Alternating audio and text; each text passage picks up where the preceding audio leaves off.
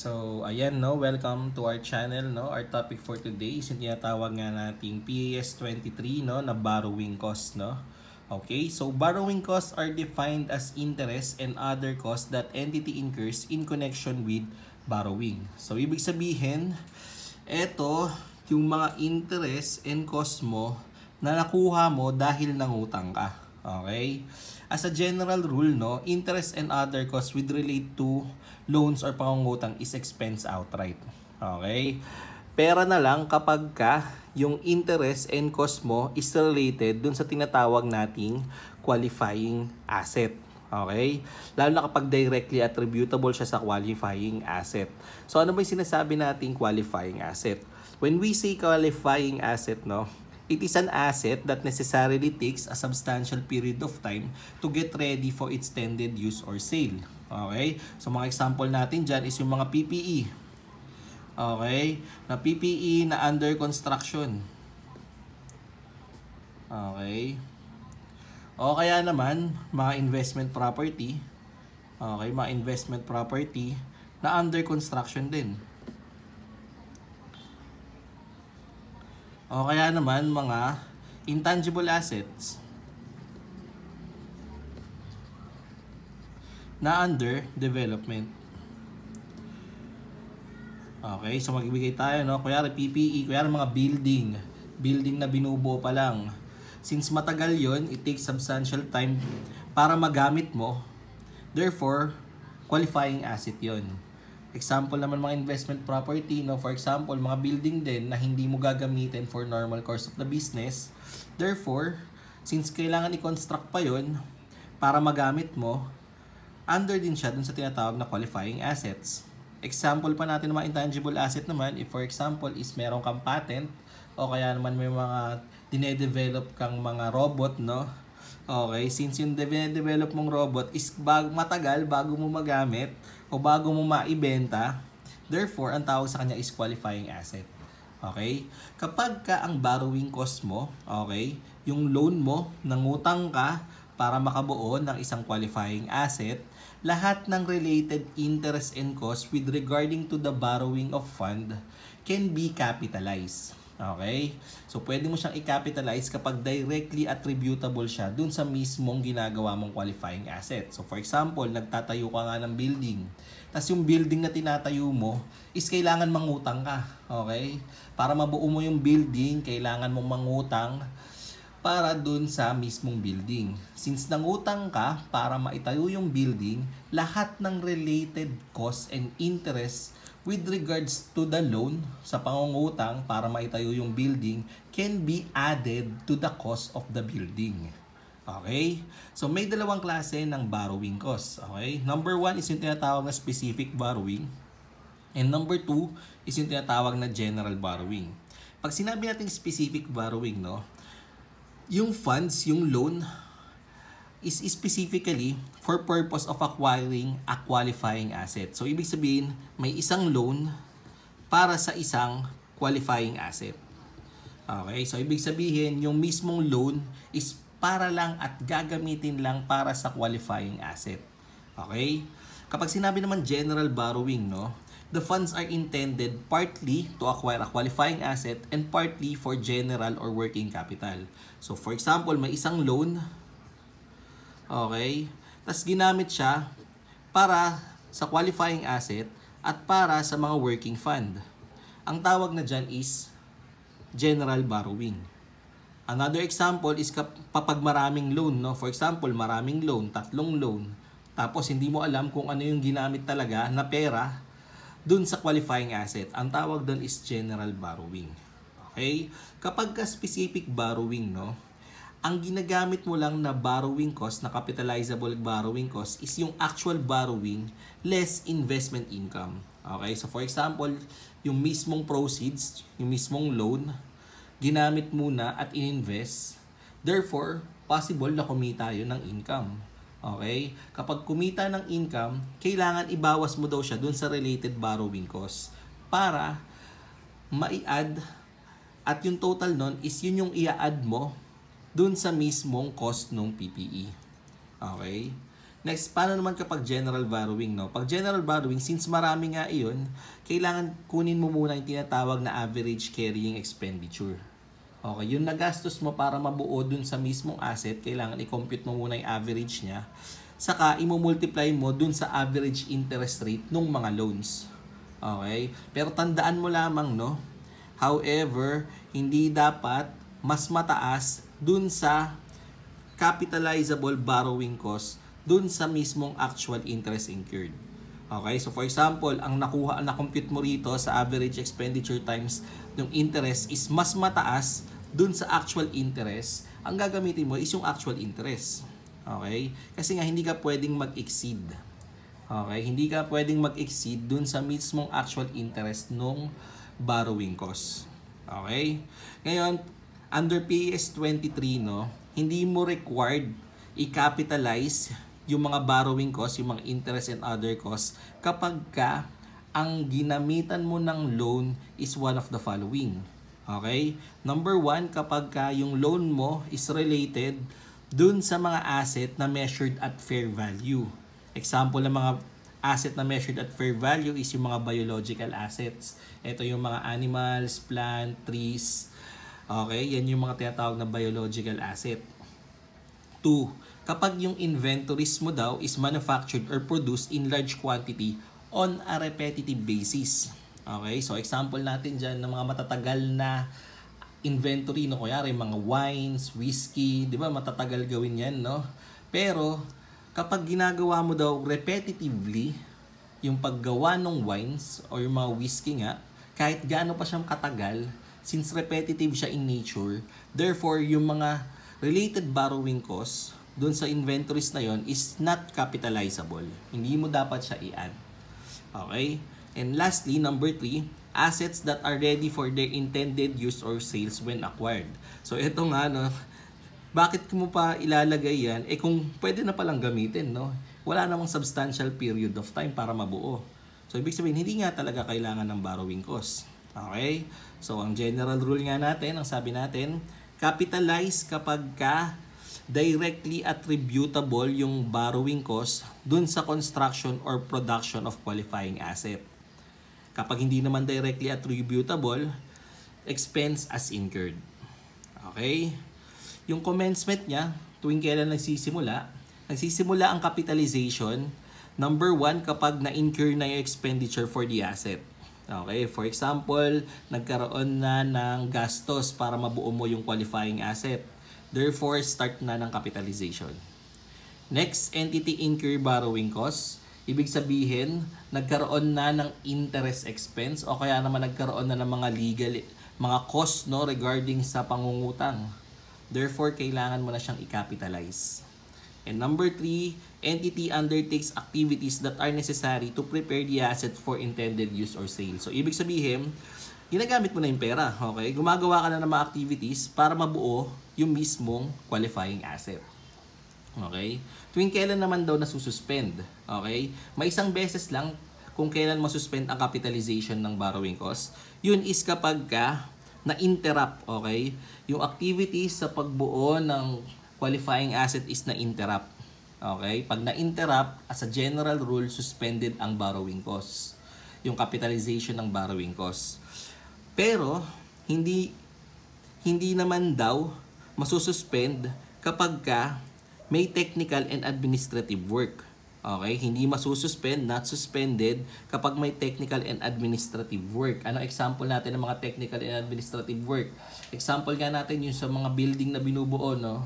So for example, no, sabi is hold muna. Okay, hold muna yung paggawa ng building. I-check lang muna namin yung mga sukat. Okay, kung tama ba yung mga sukat ng mga naitayo ng poste. Therefore, admin work yun. Since nagkaroon ng delay, hindi masususpend ang borrowing costs. Okay? Kapag related sa technical and administrative work. At hindi rin daw madedelay kapag ka temporary yung delay. Okay? Pag temporary yung delay dun sa mismong paggawa ng PPE, therefore, hindi yan suspension ng capitalizable borrowing cost. Ano example ng mga temporary delay? Sunday, di ba? Pagka Sunday workday, no? Pag Sunday, walang workday, that's temporary delay. Okay? Next is kapag cessation, ibig sabihin kapag tinanggal naman. Tuwing kailan naman daw tatanggalin ang capitalizable borrowing cost? Tinatanggal ang capitalizable borrowing cost kapag tapos na yung mismong PPE. Or rather, tapos na yung qualifying asset. Kapag complete na yung borrowing asset, yung physical construction of the borrowing asset is complete, kailangan itigil mo na rin yung pagka-capitalize ng borrowing cost. Okay? And mga disclosures and related, no? Mga disclosures and related sa borrowing cost, no? Number 1, yung amount of borrowing cost capitalized during the period. Kung ilan yung na-compute mong borrowing cost, yun yung i-report mo as disclosed sa notes to financial statements. And capitalization rate to determine the amount of borrowing cost eligible for capitalization, no? Example mo dyan kung specific borrowing ba or general borrowing, plus kung anong ginamit mo, kung average interest rate or specific interest rate. Okay? So para mas lalong maintindihan itong borrowing cost, no, magsagot tayo ng mga illustrative problem. Okay? So number 1, illustration number 1. On January 1 of the current year, an entity obtained a loan of 4 million at an interest rate of 10%. So specifically, to finance the construction of its new building. So may isang qualifying asset, yung bagong gawang building, yung ginagawang building, at may isang loan. Okay, since one loan, one building, or one qualifying asset, therefore this is a specific borrowing. Tsaka sinabi doon na specifically. Okay, so next is yung availment from the loan were made quarterly in equal amounts. Total borrowing costs incurred amounted to 250,000 for the current year. Prior to their disbursement, the proceeds of borrowing were temporarily invested and earned interest income of 40,000. The building was completed on December 31 of the current year. So, ibig sabihin, at December 31, na-cease na, no, cessation, natigil na yung pagka-capitalize ng borrowing cost. Pero from January 1 up to December 31, kailangan isama mo yung mga na-incurred na borrowing cost dun sa mismong cost nung building. Okay? So, paano daw ginagawa kapag specifically or specific borrowing? Ang sabi ng standard, pag specific borrowing, sabi natin, yung actual borrowing cost, okay? Actual borrowing cost is yun yung magiging basis mo ng borrowing cost. Okay? So, ibig sabihin, yung 250 dito, okay, yan yung actual borrowing cost mo. Pero, yung interest mo, yung 10% na interest rate mo sa 4 million is interest expense. Okay? Ngayon, yung difference nila is interest expense. Okay? So, ibig sabihin, may loan ka. Loan na 4 million times interest rate na 10%. Okay? So, ibig sabihin, meron kang 400,000 na interest. Okay, may 400,000 na interest. Ngayon, alin daw dyan yung i-add mo as part of the new building? Ang sabi ng standard kapag specifically yung actual. So therefore, yung actual borrowing cost mo dito is yung 250,000. Okay? Actual borrowing cost is yung 250,000. So ito yung i-add mo ngayon dun sa mismong cost ng building. At kailangan ibawas mo kung ginamit siya for investment. Okay? Since sa problem, ginamit daw siya for investment, kailangan mo i-less dito yung investment income. Okay, na 40,000. Okay, so ang total borrowing cost mo for number 1 is 210,000. Okay? So, 210,000 yung total actual borrowing cost mo na i-add mo dun sa new building. So, kung i-entryhan natin yan, is debit, building, which is yung related sa borrowing cost na 210,000, credit, investment income, na 40,000, at debit, interest expense, yung difference ng 400 minus 250,000, interest expense yun. which is 400 minus 250 is 150,000. And credit, accrued interest. Okay, accrued interest payable, 320,000. Okay, accrued interest payable or pwedeng cash no kapag binayaran niya na. Pero since the problem, hindi naman specifically sinabi ko na bayaran na, therefore ang entry mo is accrued interest payable. Okay? So kung mapapansin mo, 210 yung actual na nalagdag dun sa mismong building. Pero party siya nung accrued interest payable. Okay? Capitalizable yung 210 whereas yung balance kanina is na 150 is expense outright. Okay? Next is the illustration number 2. Okay? Illustration number 2. On January 1 of the current year, an entity made the following borrowings. The borrowings were made for general purposes. Okay? And the proceeds were partly used to finance the construction of a new building. So, ibig sabihin, nakahati yung mismo mga loans. Tapos, partly lang siya na ginamit para ma-finance yung bagong building. Okay? Since partly lang, this is a general borrowing. Okay? So, sabi natin, pag general borrowing, kailangan mong computein yung average interest multiply by the average expenditure.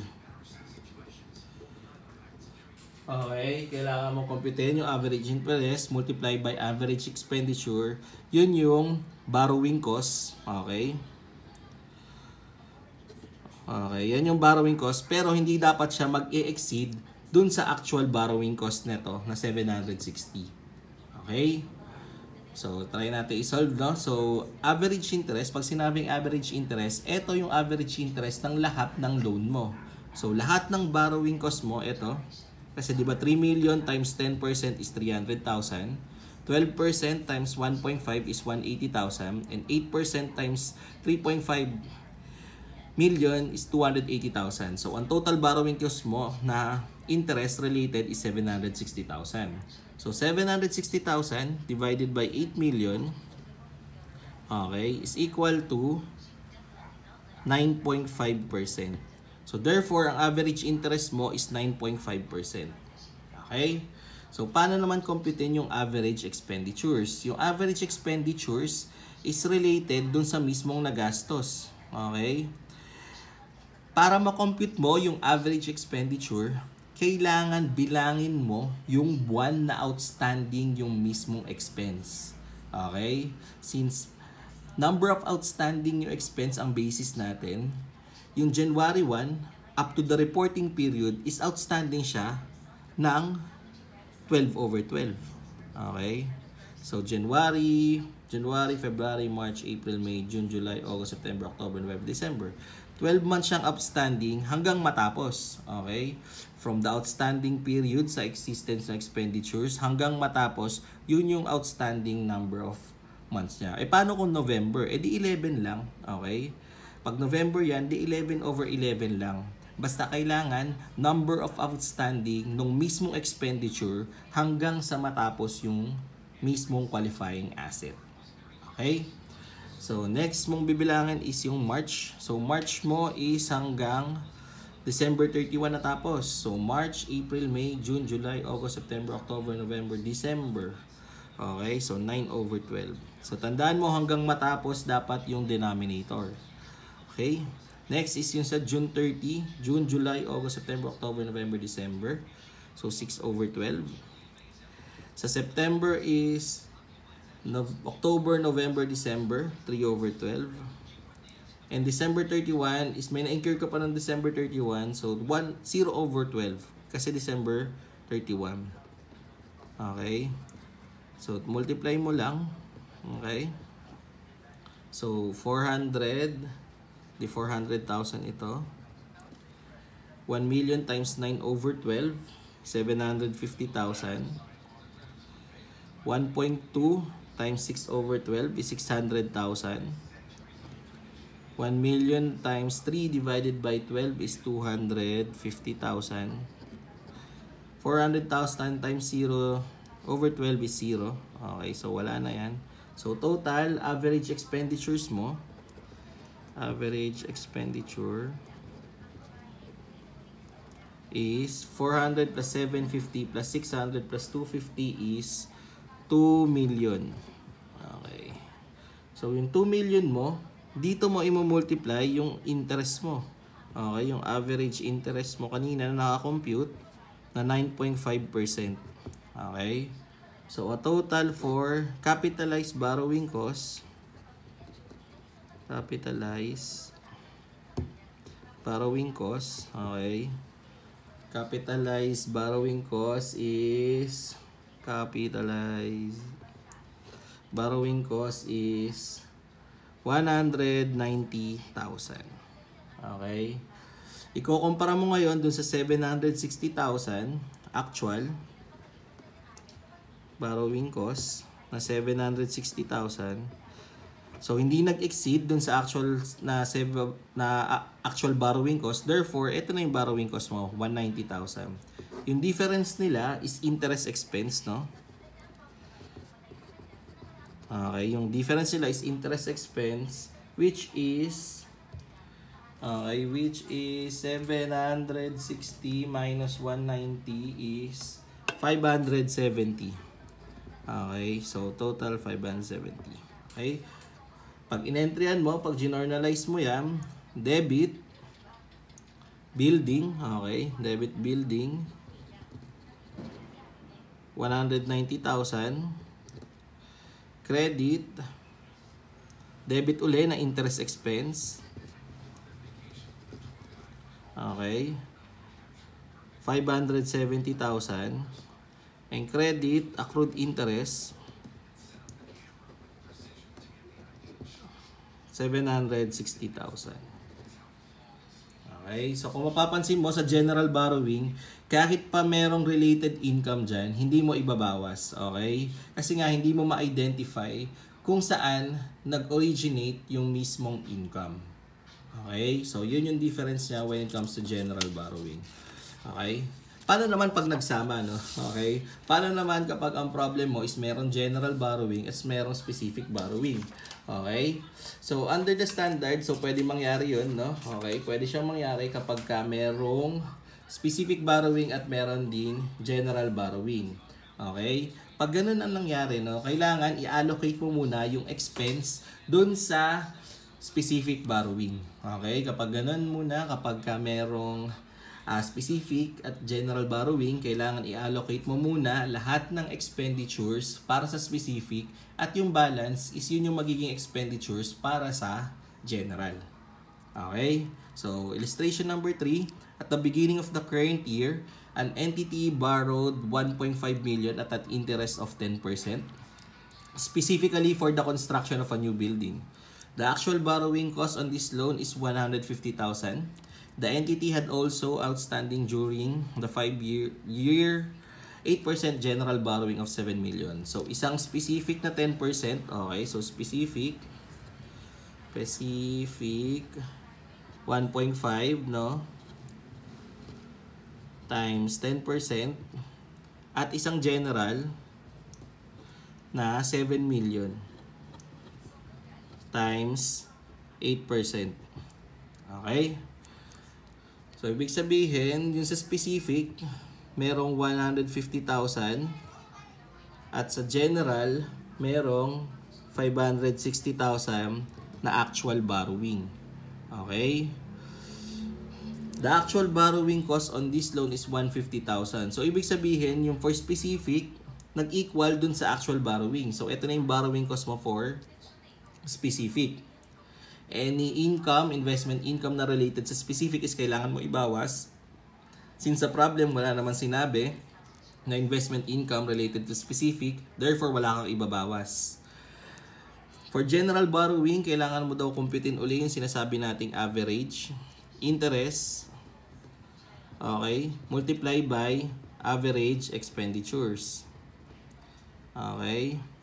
Since isa lang yung general borrowing mo, eto na yung average interest mo. Okay, 8%. Since isa lang, kasi pag dinivide mo, 560 divided by 7 million is 8% din. Kaya since isa lang, yan na yung average interest mo. Okay? So, ang problema na lang natin is yung average expenditures. Okay? So, yung average expenditures based uli dun sa outstanding hanggang sa completion date. From January 1 up to the completion date na 31, so meron kang 12 months. Okay? So, January up to December 31 times 12 over 12. 12 months outstanding, 12 months din bago mabuo. Okay? Multiply by April, May, June, July, August, September, October, November, December. 9 over 12. 9 months outstanding, 12 months na buo. May is May times 8 over 12. Okay? September times 4 over 12. September, October, November, December. December 31 siya uli. So, 0. Okay? So, times 0 over 12. So, multiply mo. 500,000. 9 over 12, 750,000. 8 over 12 is 1 million. 4 over 12 is 500,000. Ito, 0. So, total 2,750,000 yung average expenditures mo. Pero ang sabi natin, kailangan i-allocate mo ito sa specific una. Okay? So, specific mo. So, average expenditure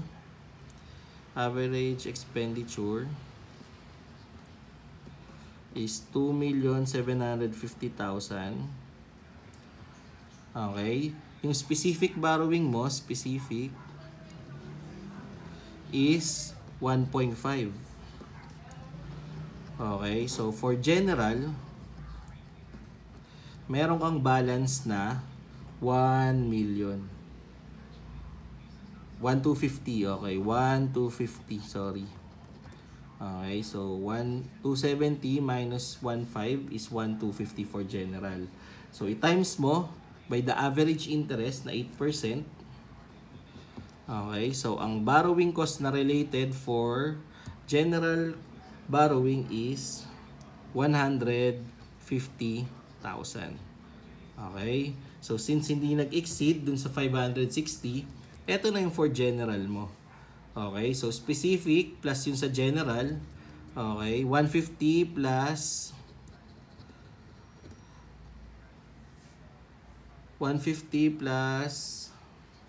100,000 lang pala ito.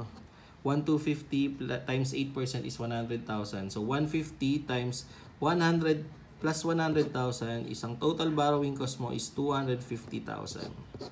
Okay, ito yung for specific borrowing. Ito yung for general borrowing. Okay, so 250,000.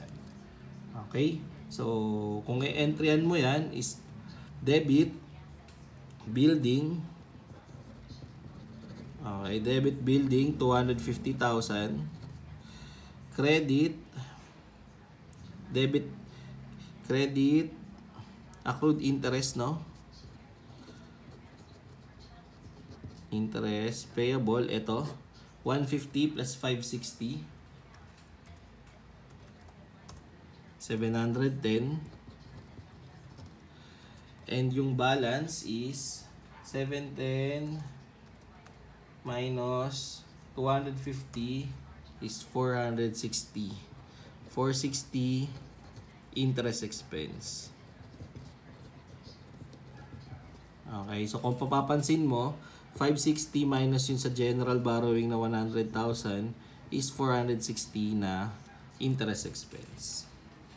Okay, so yun lamang, no? Kung meron kang question or clarification with regards to borrowing costs, okay, comment down below, no? So salamat sa pakikinig, hanggang sa muli, paalam.